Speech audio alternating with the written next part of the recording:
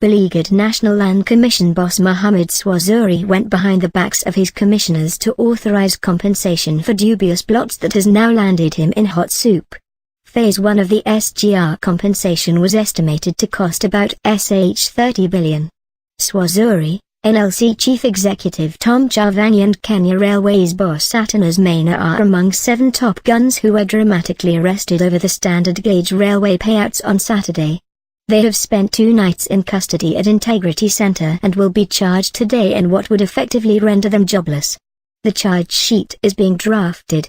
But it all revolves around questionable compensation, IAC spokesman Yasin Amaro told The Star.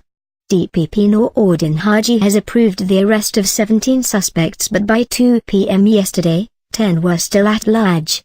They've switched off their phones and hid. But our team is relentlessly pursuing them, Amaro said. On June 21, The Star exclusively reported that Swazuri disregarded resolutions by the NLC commissioners and unilaterally authorized payments to individuals with dubious land documents for the lucrative SGR compensation. Documents indicate that Swazuri disregarded the resolutions of the NLC Subcommittee on Review of Grants and Disposition of Public Land, which brings together all the 9 commissioners. This explains how the other commissioners, including Vice Chair Abigail Mbagaya, survived the graft crackdown. The other commissioners are Samuel Taore, Silas Murithi, Connie Mbimboya, Isaiah Nacheru, Eman Jogu, Rose Muzioko and Abdulkadir Adan.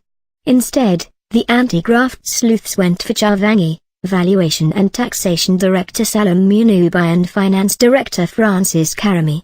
On July 22, 2015, the Review Subcommittee resolved to revoke the titles of 5 parcels in Embakasi, Nairobi, that were irregularly issued by the Lands Ministry. The property was not eligible for compensation.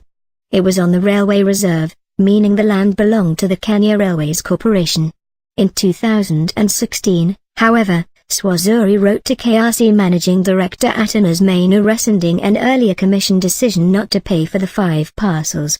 In view of the foregoing, and having reviewed the submissions of the parties and documents submitted, the Commission reconsiders its decision and finds that the titles to the property be upheld.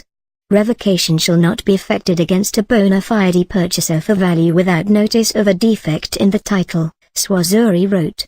From the 5 plots only, the NLC paid $314 million. Some of the controversial parcels are Elano 9085, 9088 and 9087 owned by Dasa Investment Limited, and Elano 9086 owned by Almaty Estate Limited. While approving the charges, Haji said top Lands Ministry officials irregularly allocated the parcels, which the Swazuri-led commission rubber-stamped. NLC officials, fully cognizant of that fact, proceeded to irregularly and illegally award and compensate the entities in whose favor the fraudulent registration had been done, Haji said.